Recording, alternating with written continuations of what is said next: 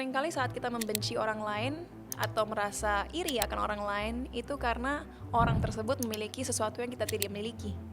Dan itu membuat kita merasa kurang dan tidak cukup. Banyak sekali orang di luar sana yang akhirnya terlihat memiliki beauty privilege. Sebenarnya kalau kita lihat awal mula mereka tidak selalu memiliki privilege itu. Kadang-kadang dengan wawasan, kepercayaan diri, dan kesadaran bahwa kita memiliki pilihan, dari situlah kita berevolusi menjadi seseorang yang kelihatan lebih attractive. When you say no to others, you'll make external conflict. Iya, Pick bener. one. Saat kita memaafkan, kita akhirnya terbebaskan dari beban dan rasa sakit yang pernah mereka kasih kepada kita, dan bisa berfokus kepada hal-hal lain yang lebih penting bagi perkembangan diri kita. So, mereka lahir sebagai anak kampung gitu kan, tiba-tiba langsung jadi bule. Iya, mereka emang sangat beruntung. Aku harap mereka bersyukur. Halo semuanya, kembali lagi di podcast Suara Berkelas. Hari ini special episode karena aku senang sekali ketemu dengan idola aku, ada Cinta Laura. Wow, really? What an honor, thank you so much. Aku juga senang banget ada di sini karena kalian memang berkelas. Hari ini aku bakal membahas tentang banyak hal dari sisi yang mungkin orang jarang tanyakan ke Cinta Laura langsung ya. Selama belasan tahun berkarir di industri kreatif, sebenarnya ada nggak momen di mana kamu itu bangga sekali dan kamu sangat nyaman menceritakan ini ke siapapun, tapi kamu jarang ceritain ini ke orang lain?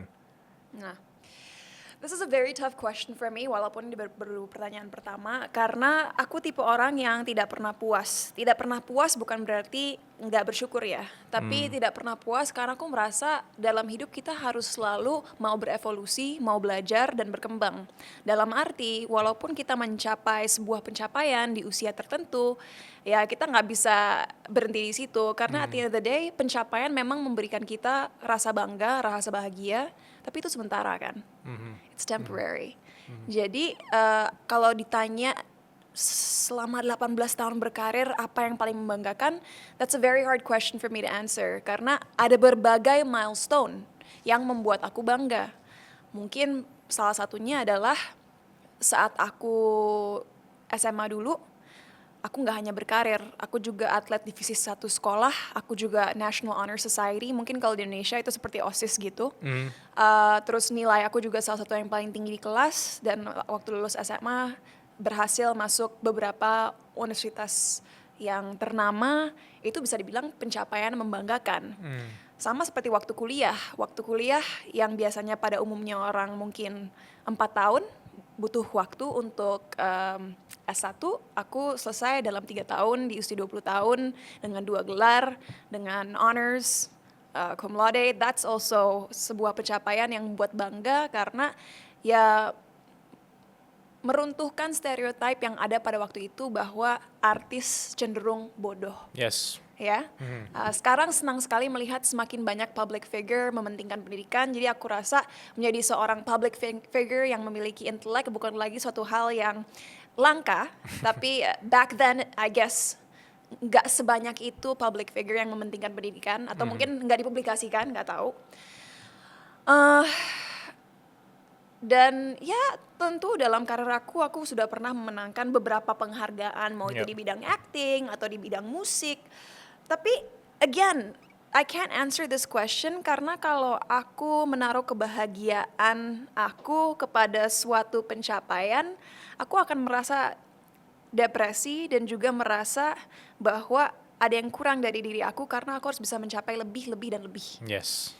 Jadi I just think that my life is a journey. Mungkin ada orang yang menganggap aku ada di atas, ada orang menganggap yang aku ada di bawah, ada orang yang menganggap aku masih mendaki gunung. Tapi kalau buat aku, I just hope that every year I grow as a person, karena itulah menurut aku hidup yang bermakna. Saat kita terus bertumbuh dan saat kita refleksi terhadap hidup kita sendiri, when we reflect upon our life, kita menyadari bahwa kita menjadi sedikit lebih baik setiap harinya, setiap minggunya, setiap bulannya, setiap tahunnya. Begitu. Mungkin kalau dari pencapaian eksternal kita bisa bilang bahwa oke, di kampus atau di karir itu keren. Mungkin kalau aku nebak secara internal, kamu kelihatan happy sekali ketika ngomongin tentang bertumbuh, refleksi, dan merasa sedikit lebih baik setiap harinya, setiap bulannya, dan setiap tahunnya. Apakah itu yang kamu bilang pencapaian internal? Atau ada pencapaian internal lain yang memang jarang sekali dibahas oleh Cinta Laura? Aku rasa bagi banyak orang semakin dewasa mereka, tentunya mereka akan semakin mengerti diri mereka sendiri. Mungkin pencapaian internal yang membuat aku sangat bangga adalah bahwa sekarang aku menyadari kenapa saat masih kecil atau remaja dulu aku temperamental, Oke. aku tidak sabaran, berbicara sangat belak-belakan, dan juga mungkin orang anggapnya susah diatur, tapi Oke. sebenarnya ada alasan lain di balik itu semua gitu. Dan untuk bisa memperbaiki kekurangan-kekurangan tersebut, mau itu sifat aku terhadap orang lain, bahkan cara aku memahami diri aku sendiri, I'm really proud of that. Karena bisa dibilang walaupun aku jauh dari sempurna, aku merasa aku memiliki self-awareness yang cukup tinggi, sehingga walaupun menerima kritik bagi siapapun itu sulit, aku merasa aku tipe orang yang sangat mau mendengarkan kritik orang lain terhadap aku, dan aku evaluasi sehingga kalau memang make sense dan konstruktif akan aku perbaiki dan benahi. Kenapa aku bisa ngomong gitu? Lucu banget, baru aja 2 hari yang lalu aku dan pacarku main saling bertanya lah untuk memperkuat bond kita. Oke. So one of the questions dari list pertanyaan adalah do you find it difficult to accept criticism? Apakah kamu sulit menerima kritik? Kalau ditanya 15 tahun yang lalu, ya pasti. I think most kids and teenagers would struggle with that. Tapi saat aku pikir-pikir, aku senyum dan aku bilang, you know what? Aku bangga loh, aku bisa bilang aku sangat terbuka untuk menerima kritik. Awalnya tentu kayak manusia pada umumnya bakal, masa sih? Is that really who I am? Emang bener? Tapi saat saking terbukanya aku akan kritik orang lain, itu dikarenakan aku selalu ingin menjadi lebih baik setiap harinya. Dan aku percaya bahwa aku nggak tahu semuanya. Dan walaupun mungkin ada juga orang yang mengkritik aku di luar sana hanya karena benci dan nggak ada basisnya. Yep. I think I'm smart enough to differentiate apa kritik yang konstruktif dan kritik yang hanya mau menyakiti aja. And I think that takes maturity untuk bisa menerima kritik secara terbuka sebagaimana pahit pun, dan mau mengevaluasi diri agar bisa benar-benar mengerti apakah itu memang kejelekan karakter yang aku miliki atau suatu hal yang ya bisa diperbaiki gitu. Kritikan membangun. Karena aku juga orang yang anti kritik kalau ditarik 5 tahun belakangan. Ketika ada orang mengkritik aku cari tahu kenapa dia mengkritik aku. Okay. Tapi sekarang aku mungkin lebih ngefilter itu.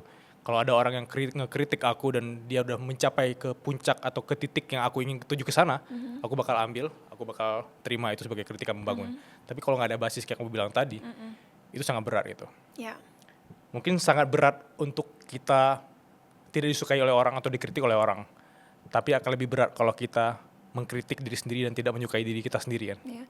I think we all have an ego kan, wajar manusia punya ego. Tapi aku rasa kita hanya bisa sampai titik ketenangan dalam hidup kita saat kita bisa melepas reaksi kita terhadap kritik orang, mau itu negatif maupun positif. Because if you're gonna rely on other people to be happy, ya kita hanya reactors dalam kehidupan ini, bukan creators. Yep. Kita bukan pencipta realita kita sendiri, tapi hanya sekedar orang-orang yang bereaksi dan mudah terpengaruh oleh kata-kata dan persepsi orang lain.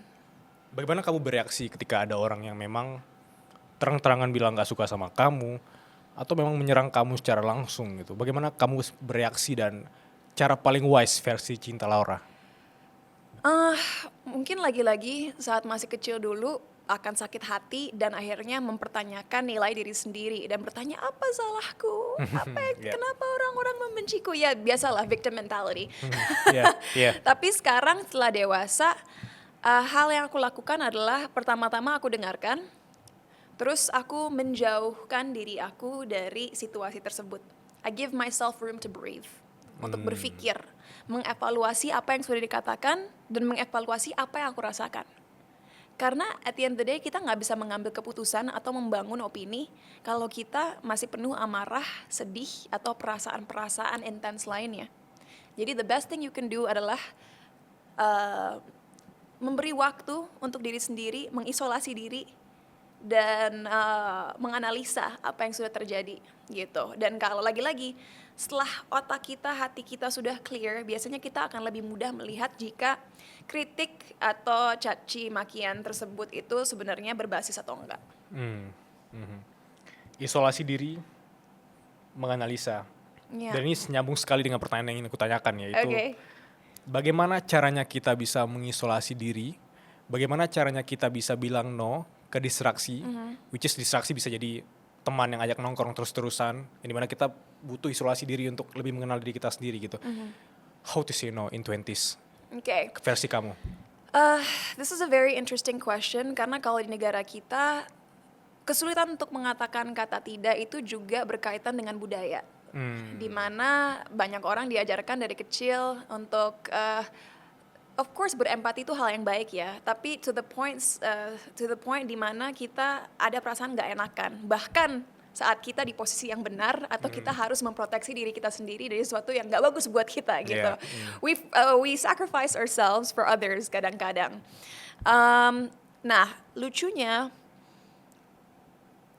bisa dibilang bahwa bahkan dari kecil aku seseorang yang sangat tergerak oleh logika dan juga objektivitas, dalam arti I actually have no problem saying no. Aku dari dulu orang yang kalau aku nggak mau yaudah no, nggak mau, rasa nggak enakan itu nggak ada di diri aku. Malahan itu baru terbangun mungkin beberapa tahun terakhir, but let me get to that later. Kalau buat aku pada waktu itu di usia 20-an, kenapa sangat mudah untuk berkata tidak? Karena cara aku berpikir itu yaitu sangat logis. Aku selalu bisa melihat pro dan kontra suatu kejadian, suatu situasi di mana dari situ aku mengevaluasi, oke, do I have to do this? Apakah aku sah untuk mengatakan tidak? Dan kalau aku mengatakan tidak, apakah itu membuat aku menjadi orang yang buruk? Gitu. So for me, saying no wasn't a problem. Cuman malahan sekarang setelah menjadi dewasa dan lebih mengerti manusia, ada rasa tidak enak, ketidakenakan dalam diri aku, di mana sekarang aku lebih memikirkan perasaan orang lain. That's what's funny. As I got older, malahan sekarang aku lebih memikirkan perasaan orang lain. Karena dulu aku orangnya sangat logis. Bisa dibilang, how do I put this in simple terms? I'm very good at recognizing patterns. Pattern recognition adalah salah satu specialty-ku. Jadi karena aku menjalani hidup aku dengan cara yang sangat black and white, akhirnya saat aku mengambil keputusan ya udah yang logis aja, dan emosi aku nggak terdampak karena aku ngerasa ya udah emang kalau kita ngelihat cross benefit analysisnya emang ini yang terbaik, so what gitu. Tapi sekarang setelah menjadi lebih dewasa, aku menyadari bahwa karena manusia itu makhluk sosial, kita tidak bisa selalu sepenuhnya menggunakan otak kita, logika kita. We have to use our human side, our emotions. We have to be more empathetic, more compassionate. Jadi bukan berarti sekarang aku tidak bisa bilang tidak ya, tapi sekarang aku mengevaluasi kenapa orang ini meminta tolong kepada aku, kenapa aku harus membuat keputusan ini. Kira-kira permintaan ini berangkat dari mana buat orang tersebut? Does it help them become better? Does it help them become happier? Kalau aku bisa meng-cater kepada itu tanpa merugikan diri aku sendiri, then you know what? Sometimes even if I don't want to do it, I'll say yes. Gitu. Because life isn't always about doing what you want. Jadi, you know, lucunya kadang-kadang saat kita menjadi individu yang kritis, kita selalu berusaha mencari akar penyebab dari segala hal yang kita lakukan, bahkan hal-hal yang sebenarnya nggak ada logikanya. Tapi as you get older, as you become more at peace with yourself, saat kita lebih menerima diri kita, lebih tenang, di situ kita menjadi ego kita menurun, dan kadang-kadang kita menerima bahwa sometimes you just have to be human. Not everything needs to be explained scientifically. Gitu. Iya. Tidak segala hal itu butuh penjelasan. Iya. Iya. Tadi aku kepikiran ketika kamu ceritain tentang say no, aku langsung menggambarkan satu kalimat yang mungkin teman-teman bakal relate juga ya. Yang aku pikir bahwa when you say yes to others, you will make internal conflict. Iya, iya. When you say no to others, you'll make external conflict. Iya, Pick bener. one. Jadi mungkin bagi teman-teman yang kebayang maksud aku kepikiran kalau kita bilang yes ke orang lain, itu kan ada sisi internalnya yang bakal memisikan bahwa kamu nggak 100% diri kamu pura-pura di depan dia gitu. Tapi ketika kita bilang yes ke siapapun, kita bisa bilang no ke siapapun, orang kan bisa omongin kita, external konflik gitu. Tapi kita harus milih salah satunya, kita nggak bisa milih dua-duanya ya. Kita harus mencari balance dalam hidup kita lah, terutama kalau kita tahu pekerjaan apa yang kita tekuni. Aku kan di industri entertainment, mau nggak mau, it's very people driven. Iya, Aku nggak bisa sepenuhnya di rumah seharian mengurung diri, walaupun aku introverted ya, aslinya I'm a very introverted person. Aku menyadari bahwa aku yang harus berkorban kadang-kadang dan melakukan apa yang aku tidak mau, karena industri aku adalah tentang membangun relasi dengan sesama. Yes. Jadi pick your poison aja, apalagi sebagai seseorang yang punya tujuan tertentu dan goals tertentu. Sekarang aku di titik dimana dikala aku sadar aku harus melakukan apa yang aku tidak mau, selama itu tidak merugikan aku secara psikologis, secara fisik, I'll do it gitu, karena itu memang bagian dari pertumbuhan dalam karirku, dalam kehidupan sosial aku dan lain sebagainya. Dan apalagi buat teman-teman yang nonton, hidup itu memang nggak nyaman.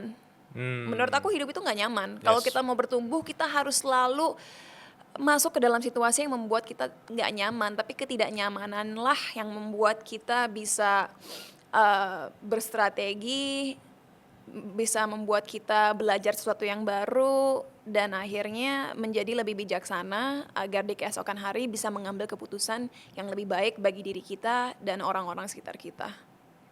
Di zaman kreators ekonomi kayak sekarang, semua orang berlomba-lomba untuk hasilin cuan dari dunia digital. Tapi faktanya nggak semua orang tahu bahwa kita bisa menghasilkan uang dari satu website builder doang. Kita bisa jualan kelas, bikin digital produk, book konsultasi, sampai bikin e-book, bikin tulisan-tulisan atau karya-karya kita dijual langsung dan orang semua bisa kesana untuk langsung check out di sana. Jadi kita bisa sambil tiduran 24 jam, kita tidak harus mengontrol website builder tersebut, tapi uang bisa tetap masuk dari karya kita. Aku bakal kasih solusinya. Solusinya ada di Link ID atau Linkit, dan aku udah pakai Linkit sejak tahun 2022, dan itu memudahkan sekali kalau kita sebagai kreator menghasilkan uang. Dan semua orang bisa akses karya kamu di sana. Misalnya, kamu penulis kayak aku. Kamu bisa bikin e-book, even orang-orang bisa konsultasi sama kamu dengan bikin appointment di sana, dan mereka bisa menentukan jadwalnya, menyesuaikan dengan jadwal kita sebagai penulis. Bahkan yang menariknya, meskipun kamu belum punya produk digitalmu sendiri, kamu bisa affiliatein produk orang di Linkit, dan itu luar biasa banget. Banyak kreator-kreator di luar sana nggak punya produk sendiri, tapi bisa hasilin 2 digit, 3 digit per bulan di Linkit. So, bagi teman-teman yang belum bikin Linkitnya, tunggu apa lagi? Langsung bikin sekarang. I love that. Aku suka sekali ketika ngomongin tentang kenyamanan, karena aku juga tidak setuju kalau banyak yang bilang 20-an tolong cari kenyamanan. Padahal menurut aku 20-an itu nyamanlah dengan ketidaknyamanan ya. Yeah.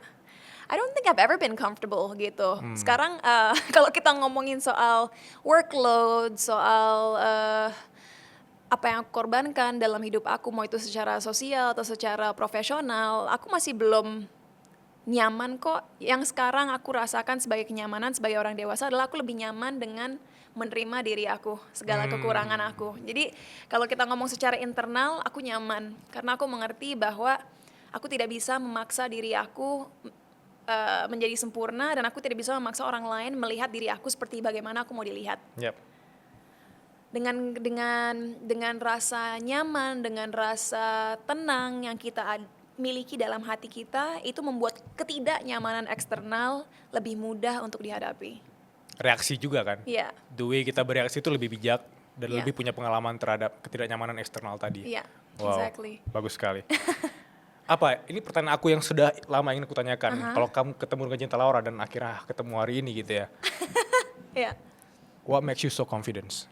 Kayak apa latar belakang yang bikin kamu tuh percaya diri, bukan sekedar kayak oh aku cinta Laura. Bukan seperti itu, tapi aku maksud bahwa even di fase kamu lagi down, aku nggak tahu mungkin kamu lagi down, gimana kamu tetap bisa tampil percaya diri. Dan even orang nggak tahu kamu lagi down gitu loh. Ya. Nah, ini pertanyaan yang sering ditanya tapi konteksnya berbeda. Yes. Which is why I'm so happy that you're asking me this question. Banyak sekali orang selalu nanya, Cinta kok bisa percaya diri banget sih? Ada orang-orang beruntung di luar sana yang mungkin lahir dengan kepercayaan diri. Ada juga orang-orang yang membangun rasa percaya diri mereka. Kalau buat aku, sebenarnya aku bukan orang yang percaya diri. Tapi aku orang yang all or nothing. Dalam arti, saat aku melakukan sesuatu, aku akan memberikan hal itu. Mau sesimpel menulis pidato atau sesulit jalan di runway bersama orang-orang hebat luar biasa yang punya nama jauh lebih besar daripada aku. I'm gonna give my, bukan 100 tapi bahkan 1,000,000%. Wow. Dan kalau aku bisa memberikan analogi yang termudah dimengerti adalah begini. Bayangkan sebagai manusia, kita semua bisa berenang, ya. Lupain bahwa ada orang yang belum belajar berenang. Let's say kita semua bisa berenang. Kolam berenang adalah kehidupan dan air adalah rasa takut. Air itu bisa kekecewaan, kesedihan, kegagalan, kematian, apapun. Bayangkan ada orang yang mendorong kita ke dalam air kolam berenang itu. Kita punya pilihan kan, berenang atau tenggelam. Kadang-kadang kekurangannya manusia adalah saat dihadapi situasi yang sulit atau dihadapi rasa takut, mereka memilih untuk terpuruk dan diam di situ sehingga mereka tidak bisa berproses dan berprogres. They choose to drown. I choose to swim every day, no matter what I do. Bahkan sesimpel melakukan podcast ini, I'm speaking very confidently, aku tahu. Tapi sebelum masuk ke dalam ruangan ini, aku udah overthinking, aduh nanti di pertanyaan ini mau ngomong poin ini gimana, kalau poinnya nanti aku lupa, terus aku nggak sempat bahas, nanti orang nggak melihat bahwa aku punya sudut pandang ini. Like, you know, all these thoughts are there. Yeah. Cuman ya udah, what am I gonna do? Apakah aku akan stay di mobil dan pulang balik ke Jaksel? Atau aku akan keluar mobil, masuk ke ruangan ini dan jalanin aja, gitu. So that's the outlook I have on life. Apapun tantangannya, apapun kegiatannya, mau seenggak enaknya, nggak mengenakannya, seberapa buruk aku merasa dalam hati, atau seberapa insecure-nya aku dengan diri aku sendiri, what am I gonna do? Hide? I just have to keep going. Dan dari situlah aku terlihat percaya diri.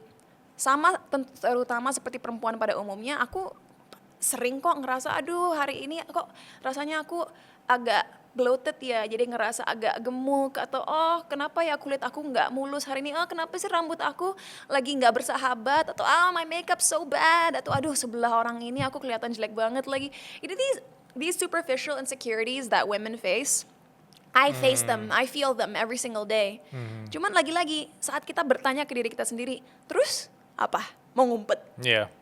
You can't. So just do it and do it the best you can. Jadi kalau aku pribadi dalam hidup, aku akan selalu memilih untuk berenang sebagaimana besar rasa ketakutan aku, dan sebagaimanapun aku merasa mungkin aku bisa gagal, I'll just do it.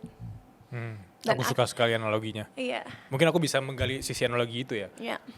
Sebenarnya tadi kamu bilang semua orang bisa berenang kan? Iya. Tapi ketika kita lihat kolam di depan, ketika kita nyemplung, orang ada opsi antara tenggelam atau berenang. Tapi banyak sekali orang yang nggak aware mereka bisa berenang, sehingga mereka kasih atau memilih opsi tenggelam. Iya. Itu mungkin konteks teknologinya juga kita punya opsi atau pilihan untuk keep going ya. Iya. Tapi karena kita ngelihat ada opsi untuk nyerah nih, ya udah kita nyerah. Kita Iya. menyerah dengan tenggelam gitu. Iya. Aku suka And analoginya. itulah yang sangat menyedihkan ya. Banyak sekali orang tidak menyadari bahwa kalaupun mereka hanya memberikan sedikit effort, di kolam berenang itu mereka gini deh, yang penting nggak Iya. tenggelam, Iya. itu udah akan membantu mereka survive dan maju Wow. sedikit daripada mereka hanya takut, Yeah. freeze, udah deh tenggelam ke bawah kayak batu. Yes, aku suka sekali kata-kata sedikit effort, sedikit effort. Just sedikit effort will take you a long way. Gitu. Tapi aku mau masuk ke kacamata orang-orang yang mungkin menonton dengan POV bahwa lah lu enak ngomong gitu lu cinta Laura gitu kan. Kita ngomongin ke orang-orang yang mungkin merasa bahwa lu enak karena lu punya beauty privilege, lu punya privilege di lingkungan itu, lu punya akses edukasi yang lebih bagus nih. Bagi orang-orang yang mungkin cinta masuk ke dunia mereka, gue let's say sorry for saying gue tidak punya beauty privilege, gue tidak punya akses edukasi gitu. Gimana caranya atau pesan apa yang disampaikan ke teman-teman agar mereka bisa lebih confidence? Terima kasih bagi orang yang merasa aku punya beauty privilege, tapi percaya nggak percaya, kalian pun bisa meriset ini. Banyak sekali orang di luar sana yang akhirnya terlihat memiliki beauty privilege.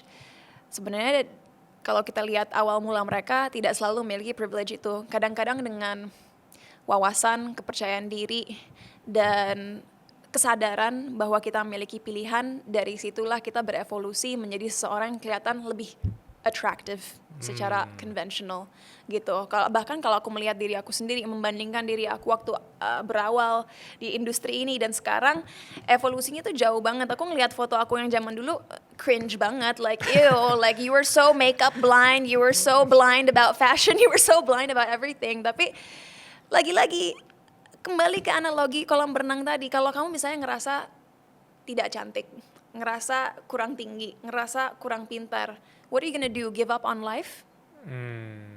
Pilihannya kan ada di kamu. Kamu mau akhirnya putus asa dan berhenti menjalani hidup ini, atau kamu mau mencari cara untuk berkembang? Karena nggak ada kok orang yang sempurna, tapi suatu hal yang semua kita bisa lakukan terlepas dari socioeconomic background kita, terlepas dari privilege yang kita miliki adalah berusaha mengasah skill set kita, mencari wawasan dan lain sebagainya. I think that's something everybody can do, dan tentunya pilihan, kita semua punya pilihan. Dan apa yang aku maksud dengan itu, sesimpel ini deh, kadang-kadang untuk bahkan teman-teman yang nonton, bahkan untuk kita ya, saking kita udah menjadi manusia modern, anggapan kita akan apa kesuksesan itu adalah oke, punya ketenaran seperti ini, punya penghasilan seperti ini, tinggal di rumah seperti ini. Yep. But that means we ourselves are thinking in a very narrow-minded manner.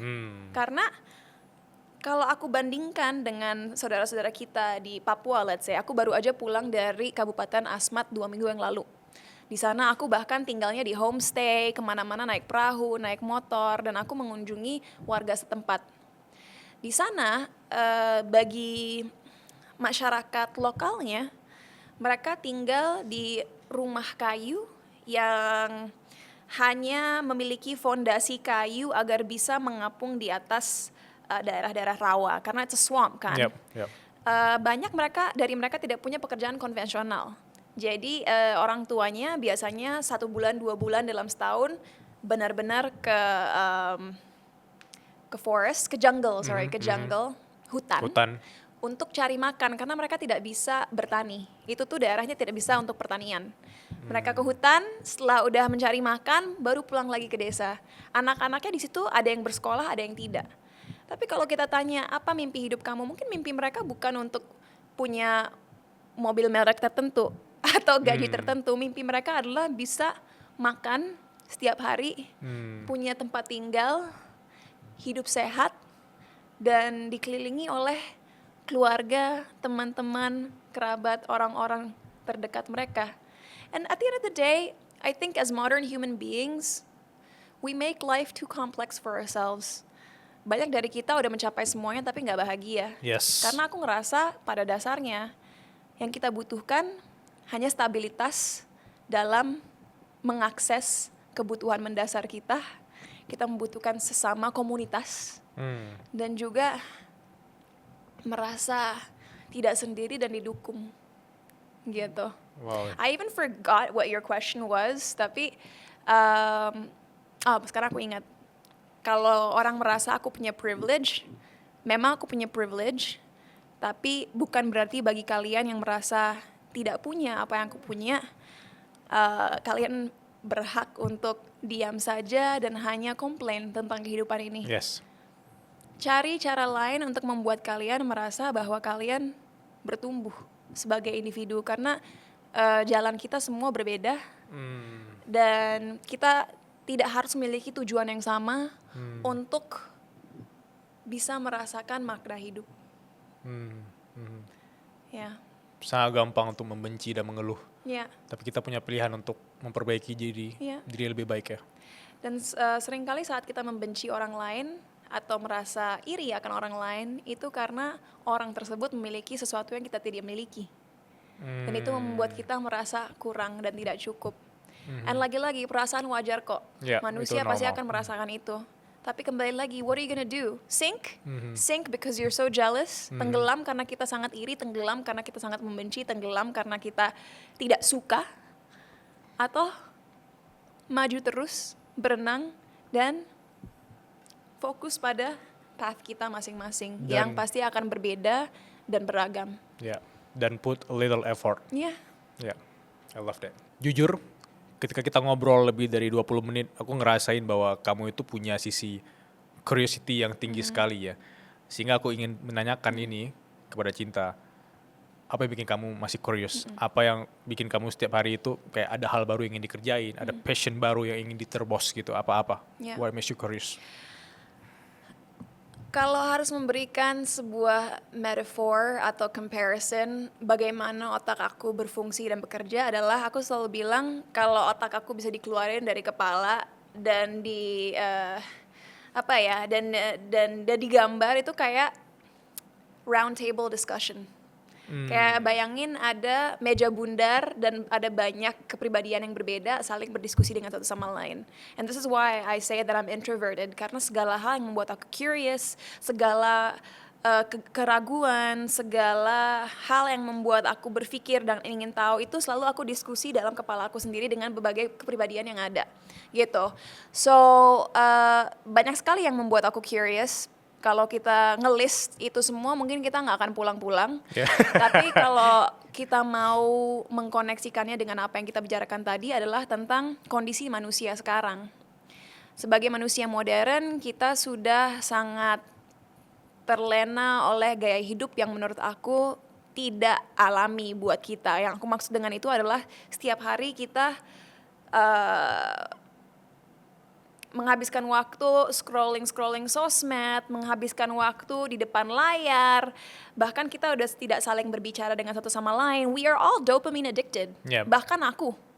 I wanna say, aku berusaha kok membuat balance yang sehat di mana aku tidak selalu menempelkan dahi aku ke layar monitor, mau itu handphone atau computer, but I'm also dopamine addicted. And it's making us anxious.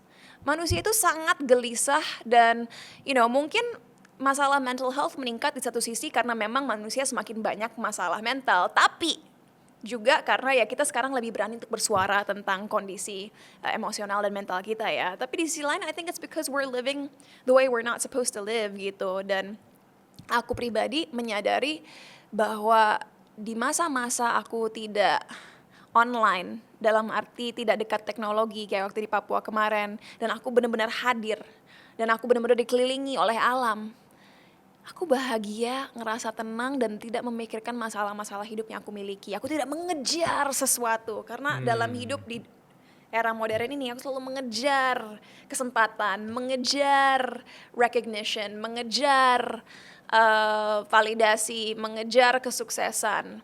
Dan oleh karena itu, this is something yang belum aku share dimanapun, tapi saking aku ingin lebih mengerti diri aku sendiri dan mencari sumber dari tidak ketenangan aku, nanti di akhir bulan tanggal 24 Desember sampai 31 Desember aku rencananya mau ke Thailand, Thailand Utara. Aku mungkin gak mau nyebut kotanya, takut disamperin. Tapi aku akan ke meditation center. Ada tempat meditasi di Thailand Utara yang dipimpin oleh biksu-biksu sana, monks. Monks yang udah memiliki pengalaman 10 tahun lebih. Dan di situ benar-benar hanya ada cottage yang sangat humble, dalam arti gak mewah. Ada sungai, ada pegunungan, pohon-pohon, alam basically. Dan yang kita lakukan setiap hari kalau dilihat schedule-nya, kita bangun jam 5 pagi, dari jam 5 pagi sampai jam 9 malam itu hanya meditasi, group talk, menikmati alam, makan pagi, makan siang, makan malam enggak. Karena katanya makan malam bisa, kalau tidak makan malam kita bisa lebih fokus dalam meditasi kita. And that's what I'm doing for 7 days. Literally no phones, no internet, alam, meditasi, dan sesama manusia. And I'm super excited karena aku rasa kita semua butuh kembali kepada diri kita sendiri untuk bisa benar-benar mengerti apa yang kita inginkan dalam hidup dan bersyukur atas apa yang kita miliki. Hidup yang kita punya sekarang di era modern tidak memberikan ruang kita untuk bernafas, untuk kontemplasi, dan juga bersyukur akan apa yang kita punya. Sehingga kita hanya bisa berfokus kepada apa yang kita tidak punya dan apa yang membuat kita nggak bahagia. So yeah, I'm curious about my meditation retreat, dan nanti kalau aku udah pulang aku kasih tahu kalian hasilnya. Ya, berarti ada suara berkelas episode berikutnya ya. Iya. Cerita setelah pulang dari Thailand Utara gitu. Tapi aku tadi langsung kepikiran hal menarik ya. Sekarang di zaman modern kita itu harus let's say bayar mahal atau harus ke tempat yang spesial sekali untuk mencari 7 hari yang tanpa phone tadi. Padahal di let's say 300 tahun lalu ketika nenek moyang kita punya akses ke sana, nggak ada teknologi, tidak ada phone, mereka even gak makan malam, memang karena gak ada makanannya, tapi mereka bisa lebih sehat dan tidak less restriction daripada kita sekarang gitu. Itu menurut aku sangat sesuatu yang harus kita syukuri sekarang sih. Ya itu lucunya, dengan kita mungkin zaman dulu tidak punya sebanyak fasilitas dan resources, malahan kita lebih sehat, lebih bahagia, dan lebih bijaksana. People nowadays are so childish. Karena itu kita tidak bisa fokus, kita terus disuap informasi setiap harinya sehingga kita tidak punya waktu untuk membuat pikiran kita tenang dan benar-benar refleksi dan kontemplasi akan apa yang sudah terjadi dan apa yang kita ingin lakukan. Gitu. Itu mungkin konteksnya bakal kamu lakuin di akhir Desember. Nah, dalam waktu setahun terakhir deh, apa sih kebiasaan kecil yang kamu lakukan? Apakah meditasi yang bikin kamu tetap bersyukur, bikin kamu tetap mindful, bikin kamu tetap happy, kebiasaan kecil?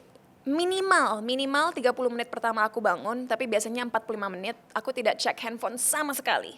Nggak boleh lihat layar sama sekali. Jadi yang aku lakukan adalah bangun tidur, setelah itu aku melakukan stretching untuk tubuh, bukan yoga ya, stretching aja 10-15 menit. Setelah itu meditasi dengan musik meditasi selama 10-15 menit. Habis itu baru aku menyiapkan ya air lemon. Aku biasanya kalau bangun tidur harus minum air lemon, baru boleh cek handphone setelah 45 menit itu. So that's, first of all, aku memulai hari aku tanpa suara-suara bising yang ada di dunia maya. Yang membuat kita membandingkan diri kita dengan orang lain, yang membuat kita gelisah, yang membuat kita tidak berfokus kepada diri kita sendiri. Belum lama ini ada perkataan yang aku bikin, tapi mungkin ini nggak akan keluar dengan sempurna karena aku agak lupa ingat because it's new. I wrote it in a speech. Tapi bagaimana kita bisa memiliki hati yang tenang dan pikiran yang jernih kalau kita memilih untuk menyapa dunia sebelum kita menyapa diri kita sendiri. Menyapa dunia dalam arti membuka handphone kita dan melihat apa yang ada di dunia maya dan memprioritaskan itu di atas ketenangan dan kesehatan emosional dan mental kita sendiri dengan meng-cater kepada kebutuhan kita sendiri saat bangun di pagi hari. Aku setuju sekali lagi. Mungkin aku ada analogi simpel yang tadi quotes kamu bagus sekali. Aku coba ingin memparafrase juga itu. Bayangkan kamu bangun tidur, orang pertama yang masuk kamar kamu yaitu algoritma sosial media gitu.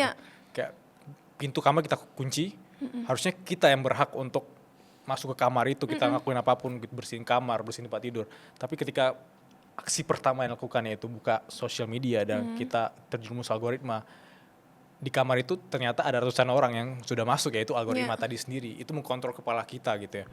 Kalau aku emang setuju sekali, dari dulu aku menerapkan untuk aksi pertama yaitu do the hard thing first. Let's say olahraga, meditasi atau sekedar stretching seperti kamu gitu. Iya. Dan itu yang ada apa ya, orang tua kita, nenek moyang kita lakukan dulu. Mereka bangun pagi mana ada smartphone. Ya mereka bangun pagi, kadang-kadang minum kopi di luar sambil mendengarkan suara burung. Yep. That's beautiful. We take that for granted gitu. So yang aku lakukan adalah yaitu rutinitas pagi aku untuk membuat aku tenang.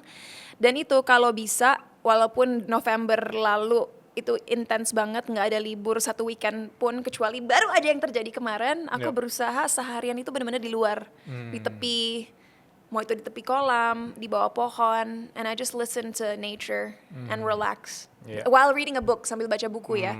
Karena itu juga yang kurang dari diri aku. Banyak orang mikir, oh cinta kan pinter, whatever that means, pinter. Pasti baca buku yang banyak. Dengan kehidupan modern sekarang, kapan mau baca buku? I'm always working. Yeah. Always working. Mungkin Yeah. aku baca berita ya. Baca berita lagi-lagi di handphone. Baca berita ya, aku banyak baca berita. Mau itu nggak hanya di sosmed, tapi juga di website-website, koran dan lain sebagainya yang ada online. Yep. But I haven't read a book in a long time. So I read my book di weekend, di tengah-tengah alam, sambil mendengarkan burung. Dan menstimulasi otak aku dengan ketenangan. Karena hanya dalam ketenangan kita bisa meng-unravel atau mengerti segala pikiran dan konsep-konsep kompleks yang ada dalam otak kita. Saat dunia kita terlalu ribut, terlalu sibuk, kita nggak ada waktu untuk make sense hal-hal yang terjadi di sekitar kita. Ya, ya. And that comes from experience. Aku bisa Bener. ngomong gitu karena aku pernah ada di fase Bener. nggak berhenti kerja sama sekali dan akhirnya jadi robot. So I'm working, aku sekarang lagi berusaha menjadi manusia lagi. Ya. Welcome back. Thank you. Tadi aku setuju sekali sih, misalnya ketika dulu kita bangun pagi tanpa alarm juga, dengar suara burung gitu. Sekarang aja kita bangun pagi, burungnya nggak ada suaranya karena burung juga scrolling HP gitu. Iya ya, Karena sejarang itu burung sekarang Iya. aktif ya. exactly. Aku mau masuk ke sisi yang tadi kita obrolin sebelum podcast gitu ya. Kamu kan juga lagi pelihara kucing katanya. Kita bahas tentang pelihara kucing deh. Pelihara kucing, lucu ya. Ini editor jangan senyum-senyum, nih editor senyum-senyum soalnya tadi Iya. kayak Laura gitu ya. Kamu pelihara kucing dan katanya kucing kampung juga ada 3 kalau nggak salah ya. Alasan utamanya apa? Apakah sorry for saying, apakah kamu lagi di fase butuh teman kah? Atau lagi di fase kesepian kah? Atau memang kamu ingin dekat dengan makhluk hidup lainnya gitu? Let me know. Dari kecil aku memang suka banget kucing, Oh, dari oke. kecil. Tapi karena papa aku hotelier di hotel bintang 5 nggak boleh punya binatang peliharaan. Oke. Setelah finally kita pindah ke rumah karena papa aku itu orangnya germaphobe banget dan mama aku juga orangnya rapi banget. Pernah punya kucing 6 bulan, tapi karena aku pada waktu itu masih gampang dibohongi karena masih kecil, papa mama aku bilang, "Oh, kucingnya kabur." Padahal mereka balikin ke toko hewannya. I was so sad. Baru tahu saat udah dewasa, tapi nggak pernah dikasih kesempatan punya binatang peliharaan. Oh, gitu. Akhirnya sekarang aku ngerasa udah siap punya binatang peliharaan karena aku percaya apapun jenis binatang peliharaannya, mau itu kucing, anjing, ikan, apapun, kita harus bisa menyisihkan waktu untuk memberikan mereka perhatian. Karena mereka makhluk hidup yang layak disayangi juga. I love dogs too, tapi aku ngerasa bahwa Jakarta bukan kota yang tepat untuk memelihara anjing karena aku percaya anjing yang bahagia dan sehat butuh diajak jalan minimal 2-3 kali sehari. I don't have that time, dan di Jakarta juga nggak pet friendly, takutnya Yeah. kelindes mobil Yeah. kalau jalan-jalan di Yeah. luar, so I'd rather not. Aku nggak mau jadi alasan kenapa binatang peliharaan aku nggak bahagia, so cats are the easiest. Di rumah aku punya 2, di kantor aku punya 10. Dan semuanya kucing kampung. Kenapa? Because I think kampung cats are cuter than special breed cats. Emang aku lebih suka kucing kampung dari dulu. Tapi kucing kampung pun bisa menjadi sangat teramat lucu dan spesial kalau kita kasih makan yang baik, kasih tempat tinggal yang baik, dan kasih sayang yang cukup. Karena kucing-kucing aku bulunya halus banget. Dan yang paling besar juga, itu tuh size-nya nggak wajar untuk kucing. Dia bener-bener kayak kanguru pohon besarnya. Besar banget. Itu karena makanannya bernutrisi, aku percaya itu. So yeah, I love my cats. And yeah, apapun kepercayaan kita, katanya kan emang kucing memberikan energi baik. Ada itu juga, ada Yep. faktor itu juga. Tapi ya, they make me happy. Dan itu juga salah satu cara kita grounding katanya. Selain kita menghabiskan waktu di alam, mungkin peluk pohon, peluk kucing juga membantu menenangkan nervous system kita. Gitu.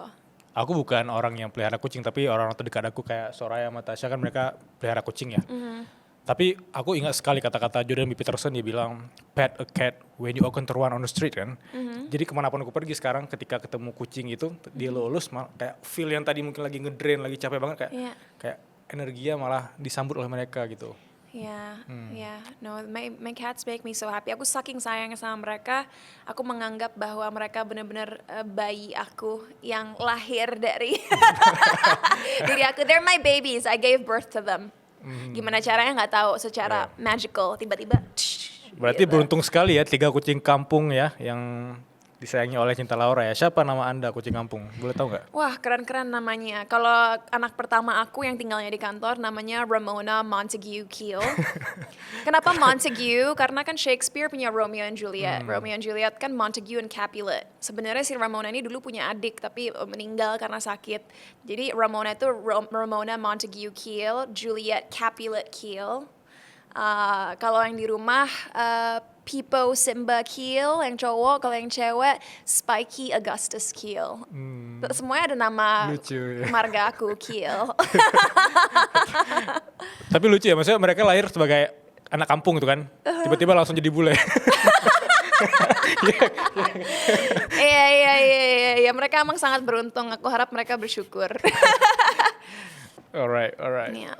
Oke, tapi apa sih yang menurut kamu itu kamu rasa memang masuk ke kategori yang kamu syukuri, let's say pertemanan. Tadi aku sempat ngomongin tentang ada sisi pertemanan, apakah kamu ingin berteman dengan kucing atau enggak, tapi out of the question yang aku ingin tanyakan, tapi tiba-tiba ingin aku tanyakan sekarang yaitu, apakah kamu punya teman real atau selama ini kamu banyak teman deal? Mungkin deal friends, let's say teman yang transaksi, teman bisnis dan lain-lain, tapi real friends kan sangat jarang kita temui. Mungkin kalau ada pun 1 orang. Yeah. Kalau bisa being vulnerable di sini, let me know apa yang kamu ingin share tentang pertemanan. I've always been such a loner. Aku orangnya penyendiri banget dari dulu. Dan kadang-kadang aku nyaman sendiri, tapi ada juga rasa kesepiannya. Rasa kesepian bukan karena aku benar-benar sendiri, tapi karena merasa tidak punya pertemanan yang benar-benar dalam dan juga pertemanan di mana aku bisa mengandalkan mereka kalau aku jatuh atau membutuhkan seseorang gitu. So I guess my cats kind of fill that void. Teman-teman transaksional, aku tidak percaya bahwa aku orang yang transaksional ya. Tapi kalau dalam bahasa Inggris mungkin aku punya banyak acquaintance. Jadi kenal, tapi nggak kenal secara dalam gitu. Dan kenapa bisa begitu? Jujur salah satu tujuan aku 1 tahun, 2 tahun terakhir, aku berusaha benar-benar lebih terbuka, mengenal orang-orang baru, berusaha membangun pertemanan dengan orang-orang yang aku rasa mungkin bisa menjadi pengaruh yang baik dalam hidup aku. Tapi you can't force a friendship. Kita tidak bisa memaksa pertemanan terjadi.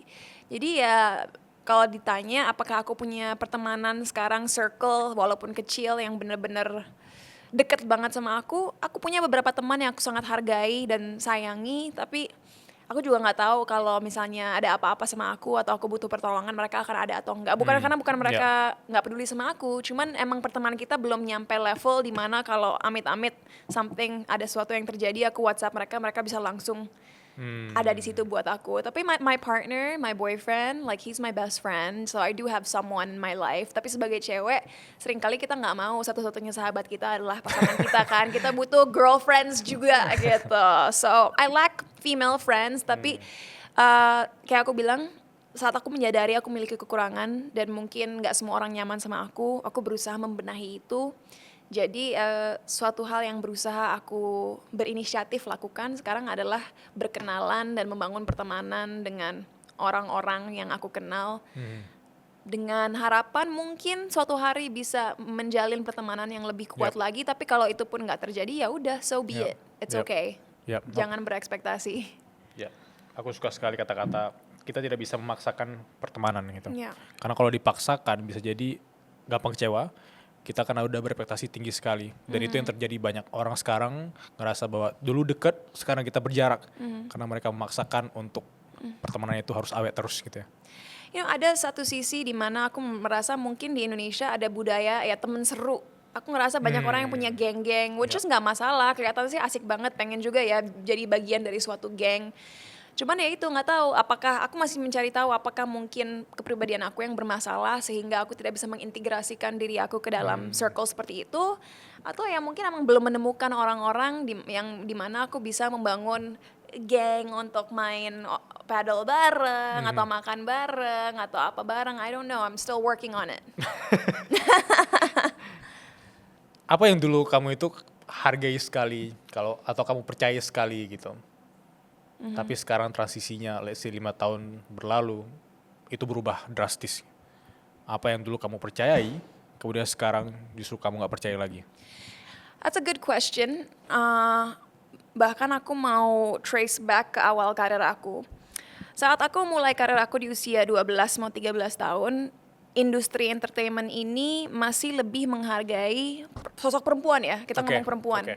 Yang terlihat sempurna dalam arti tidak boleh membuat kesalahan, nggak boleh nakal, nggak boleh tidak anggun, nggak boleh banyak hal lah. Pokoknya harus bagaikan permaisuri menurut aku. Tapi kan sekarang bisa dibilang 5-8 tahun terakhir kita melihat shift nih secara global di mana orang-orang malahan mencari sosok-sosok yang real, authentic, yang tidak sempurna dan berani menunjukkan kekurangan atau vulnerability mereka. So we've seen a real shift. Tapi sayangnya gara-gara aku dididik di era di mana harus sempurna, apalagi aku masih remaja ya, Yeah. itu stressful banget buat aku karena misalnya depan media, infotainment waktu itu ngomongnya harus dengan cara tertentu, nggak boleh sepenuhnya mengutarakan opini yang aku punya, harus berpakaian dengan cara tertentu, berperilaku dengan cara tertentu, basically ada template. Bagaimana seorang public figure perempuan yang sukses harus berperilaku dan berpakaian. Nah, saat shift ini terjadi, aku agak kaget dong karena aku udah terbiasa ya udah kalau misalnya ke podcast kayak gini harus rapi, Yep. harus terlihat elegan, harus duduk yang tegak, harus menggunakan kosakata yang baik dan benar. Itu udah menjadi habit Yep. gitu. Jadi apa yang aku value dulu adalah being perfect. Karena dengan cara begitulah aku dididik dan dibesarkan di industri ini. Tapi semakin dewasa dan makanya sekarang ada persona, ada persepsi bahwa aku sangat percaya diri karena I'm not scared to say what I believe anymore. Kan baru 4-5 tahun terakhir aku ngerasa orang-orang sadar bahwa aku orangnya sangat beropini, vokal, punya banyak sudut pandang tentang berbagai topik, berbagai isu. It's because I'm not scared to express what I believe in anymore. And it feels really liberating. Merasanya itu aku merasa jauh lebih bebas. Yep. Mungkin secara perilaku atau packaging aku akan sulit untuk bertransisi menjadi orang yang nyantai karena ya udah 18 tahun dibentuk kayak gini susah ya. Cuman something that I really value now is being real. Being real in what I believe in gitu and expressing what I believe in. Dan itu enak banget. Itu bikin aku seneng banget. Yeah. Gitu. Yeah. Karena kadang-kadang ada hal-hal yang aku bicarakan atau ekspresikan atau suarakan yang mungkin orang lain nggak berani suarakan atau mungkin nggak punya opini yang sama tapi I say it anyway because orang-orang yang mengapresiasi aku untuk siapa aku sebenarnya ya pasti akan selalu ada dan orang yang nggak bisa nerima ya mungkin memang aku bukan public figure yang tepat buat mereka and that's fine. Yep. Mungkin memang kata-kata being perfect itu sudah aku lihat dari kacamata industri kreatif sejak lama ya. Tapi kita juga bikin suara berkelas itu ingin mengajak orang-orang let's say dia paling perfect, paling berkelas datang di depan ini di bawah cahaya di gelap ini untuk jadi diri sendiri aja, being yourself. Kayak aku bisa nanya kamu di sisi paling vulnerable, kayak kamu bilang tadi kayak being real itu menurut aku mahal sekali dan please kalau ada yang ingin kamu utarakan di sini, kamu bisa punya akses itu di suara berkelas gitu. Yeah. Apa yang pernah kamu alami di titik terendah kamu, di titik yang mungkin kamu paling sedih, yang mungkin orang nggak tahu di titik itu kamu hampir menyerah gitu, dan gimana caranya kamu menghadapinya dan berangkat dari fase terendah itu? Aku pernah duduk bareng temen aku nggak akan bilang siapa namanya, Yep. confidentiality. Yep. Cuman kita ngomongin suicide. Kita ngomongin suicide. Dan dia cerita sama aku pengalaman dia saat dia di titik terendah dia dan pernah berpikir untuk mengambil nyawanya sendiri. Terus dia cerita kepada aku saat itu terjadi, saat pikiran itu terlintas, pada waktu itu dia sedang sama saudaranya. Dan hal yang terucap dari mulutnya saat dia berpikir untuk mengambil nyawanya sendiri adalah I can't win. Aku nggak bisa menang. Dia ngomong ke saudaranya, aku nggak bisa menang. So aku tanya dong temen aku, apa maksud kamu? Kamu nggak bisa menang?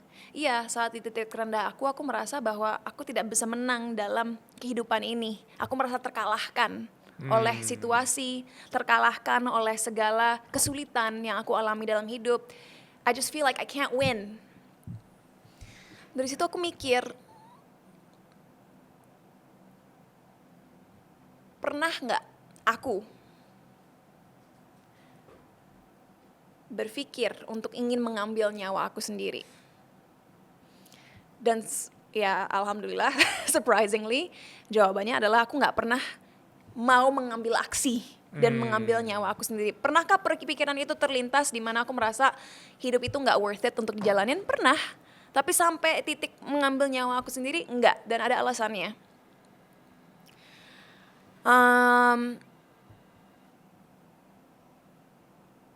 Karena keinginan aku untuk bisa menang dalam hidup melebihi rasa sedih, rasa takut, rasa kecewa yang aku rasakan terhadap kehidupan yang sudah diberikan kepada aku. What does that mean? What does that mean? My willpower is much greater than my sadness, than my disappointment. Dan kalau lagi-lagi bisa membuat analogi adalah buat aku akan terus bermain permainan yang kita namakan hidup ini, apapun hasilnya. Walaupun aku gak akan pernah menang, walaupun aku gak tahu hasilnya, I'm gonna keep playing this game called life. Gitu. Jadi saat Bilal tanya aku, pernah gak merasa di titik terendah? I feel it all the time. Tapi I'm not the type of person who gives up. I will never give up on myself. Dan itulah yang aku syukuri ya, Tuhan semesta itu memberikan aku willpower yang sangat teramat besar, sehingga bahkan di momen-momen aku mempertanyakan worth it atau enggak terus menjalani hidup ini, willpower aku, keinginan aku untuk terus berusaha, terus bangkit, terus ulang lagi itu jauh lebih besar dari segala pikiran atau tindakan negatif yang bisa aku ambil dalam hidup ini. And I know you're asking me, apa titik terendah, tapi the thing is, I can't give you a scenario kapan titik terendah, kapan aku mau give up, karena aku refuse untuk hidup memikirkan hal-hal yang membuat aku merasa kecil, membuat aku merasa kurang, membuat aku merasa bahwa hidup ini gak enak. I don't dwell on that. That's not how I function. I don't dwell on it. Karena secara logis, lagi-lagi secara logis, nggak make sense untuk aku berpikir hal-hal yang membuat aku merasa kecil dan tidak nyaman dan benci kehidupan ini. Nanti aku akan memilih untuk tenggelam kalau itu yang aku fokuskan. So I don't focus on that. It happens all the time. Bahkan every month ada pikiran di mana aku ngerasa, kenapa aku melakukan ini? I have so many existential questions. You know, ngapain aku terus berusaha, ngapain aku terus berjuang, apakah ini worth it, kayaknya aku udah gak layak lagi. Pertanyaan-pertanyaan itu terlintas setiap bulan. Bahkan belum lama ini. Tapi aku memilih, again pilihan, aku memilih untuk tidak berfokus kepada perasaan-perasaan dan pikiran itu, karena kalau enggak aku gak bisa terus berenang. Gak bisa terus maju. Dan makanya walaupun, aku sering diasingkan bahkan oleh orang-orang di industri sendiri atau mungkin platform-platform media tertentu, I'm not gonna let that stop me. Gitu. Dan mungkin apa yang aku baru ceritakan tadi terdengar sangat abstrak, pasti penonton di rumah pengen tahu apakah kamu diputusin orang, apakah kamu lepas dari sebuah pekerjaan, apakah kamu pernah ditabokin orang? I don't know. Senarionya bisa apapun kan. But if you ask me, terus aku ditaruh on the spot kayak gini, aku nggak bisa kasih jawabannya karena I don't dwell on sadness, I don't dwell on despair, I don't dwell on my depression, I just keep going. Yes, tadi kamu sebutin kata diasingkan. Dan aku yakin itu kata-kata yang berat sekali. Dan aku nulis quote tentang diasingkan di sini. If you want to be exceptional, you're going to be different from everyone else. Ya. You cannot fit in and also be exceptional. Aku yakin kalau kamu berbeda, kamu diasingkan, ya karena kamu punya something special yang orang gak punya dan biasanya orang bakal iri. Yeah. I love that quote. Aku udah pernah melihat quote itu dan aku relate banget dengan Yeah. quote itu. Yeah. Kenapa aku bisa konsisten ya dalam hidup? Aku percaya aku konsisten bukan karena aku termotivasi, karena motivasi itu seperti suhu, cuaca yang bisa naik turun. Yang membuat aku terus konsisten adalah rasa tanggung jawab yang aku miliki terhadap diri aku sendiri. Aku merasa karena sudah diberikan kehidupan ini, aku memiliki tanggung jawab untuk berusaha sebisa mungkin, untuk belajar sebanyak-banyaknya, untuk berproses dan melalui naik turunnya kehidupan ini. So, bisa dibilang aku konsisten karena aku rasa itu adalah tanggung jawab aku sebagai individu agar bisa merealisasikan potensi aku sebagai manusia. Aku juga senang sekali bilang ini dimanapun aku berada.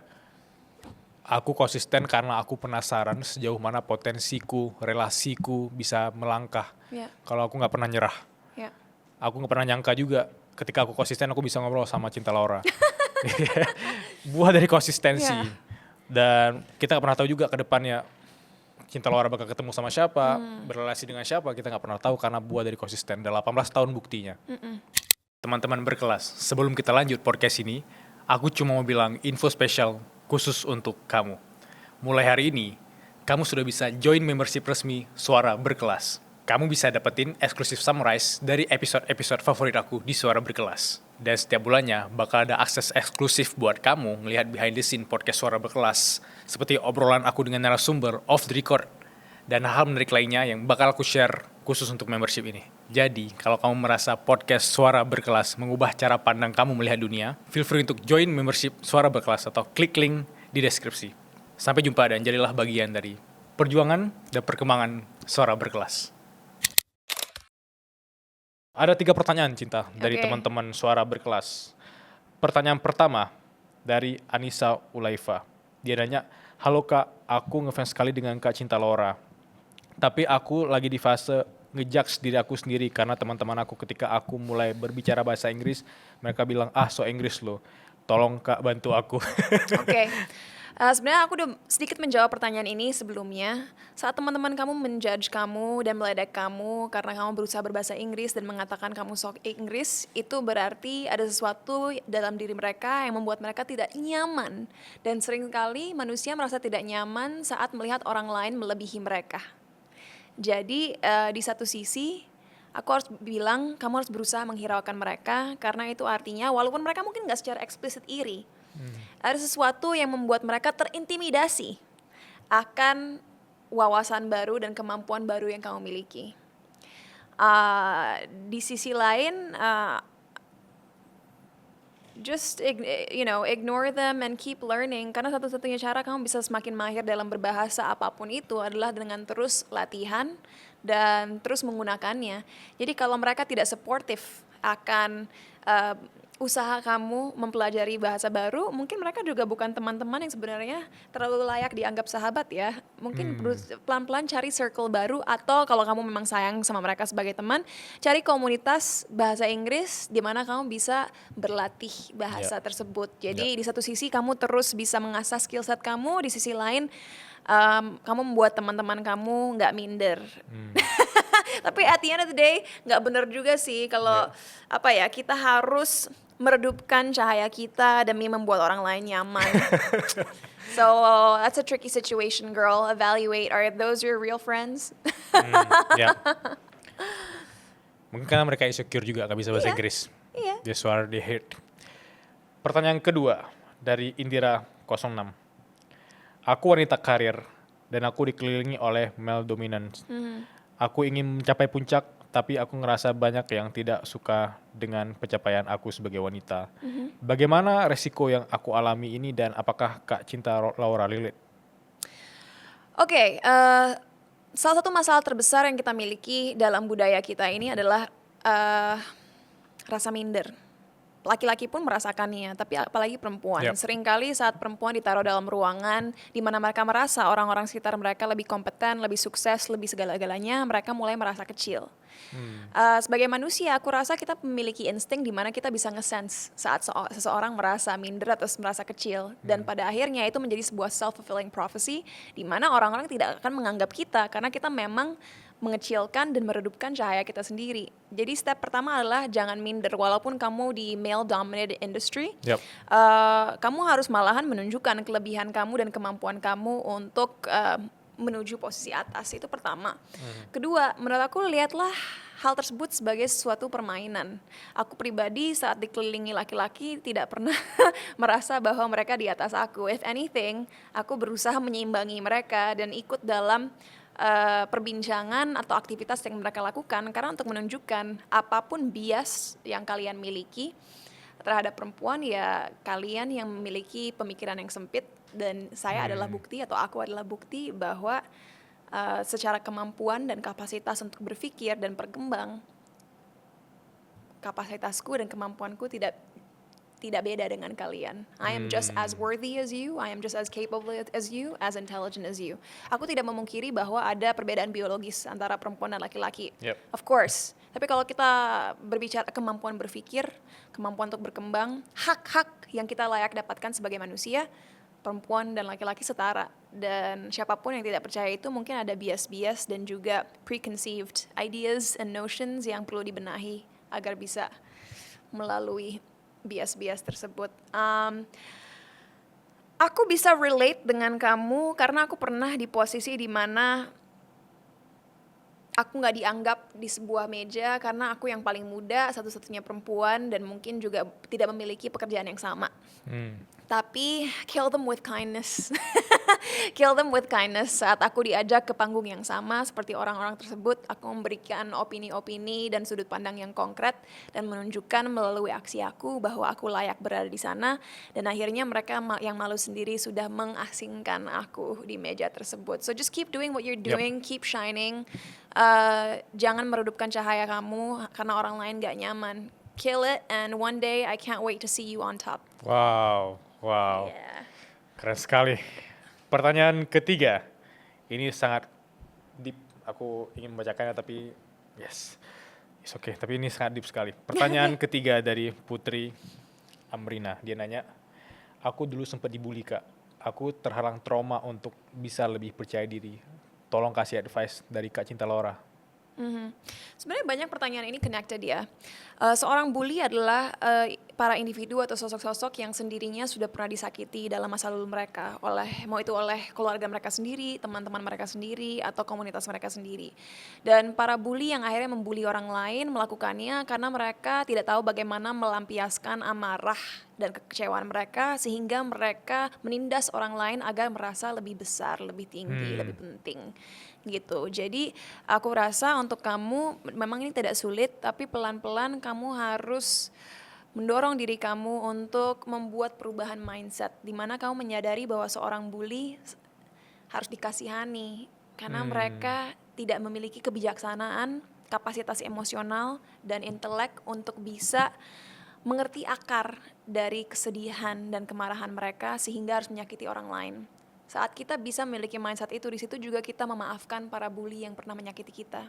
Dan saat kita memaafkan, kita akhirnya terbebaskan dari beban dan rasa sakit yang pernah mereka kasih kepada kita dan bisa berfokus kepada hal-hal lain yang lebih penting bagi perkembangan diri kita. Gitu. So first of all, mindset shift, forgive your bullies. Yep. Gunakanlah kognitif energi kalian dan effort kalian untuk diri kalian sendiri, berinvestasi kepada diri sendiri dan lupakan bully yang pernah menyakiti kalian itu. Dan it's easier said than done. Oh lupain, tapi sakit banget, dia tuh ngelakuin ini ke aku. I know, tapi lagi-lagi apakah kamu akan tenggelam atau berenang? Analogi itu bisa dipakai terus. Yeah. Yes. Yeah. Dari aku sebelum kita tutup obrolan daging ini. The worst advice yang pernah kamu terima? Jangan terlalu ambisius, nanti orang-orang takut.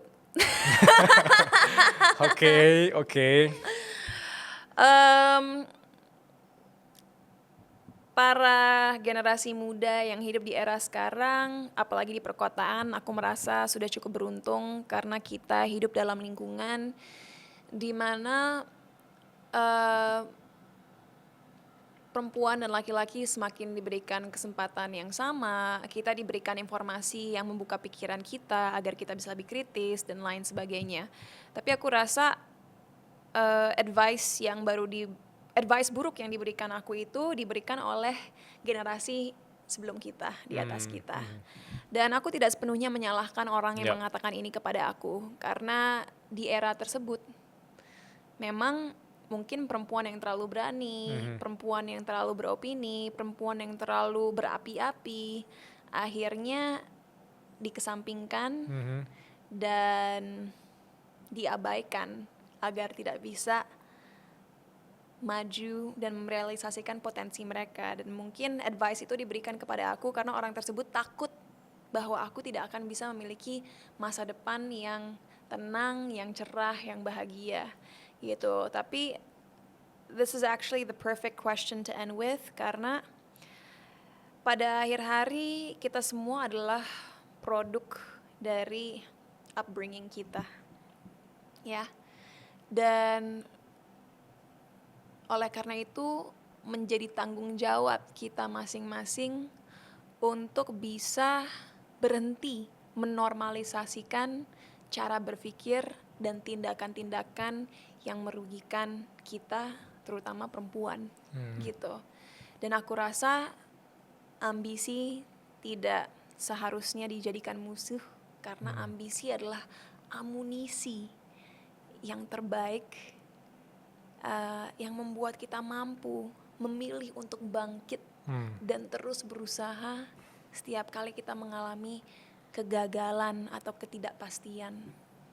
So, ambition is very healthy. Yang harus kita perhatikan dan hati-hati adalah ekspektasi, reaksi kita terhadap persepsi dan juga opini orang lain, dan juga ya perbandingan kita dengan orang lain. At the end of the day, use your ambition to serve you. Gunakanlah ambisi kamu untuk terus maju, untuk terus belajar, untuk terus berkembang. Gunakan ambisimu untuk bisa menjadi pencipta realita yang kamu inginkan. Kita adalah produk dari kita punya ambisi, Iya. dari kita punya aksi. Ya. Terima kasih Telora. Aku Thank happy sekali, you. daging sekali.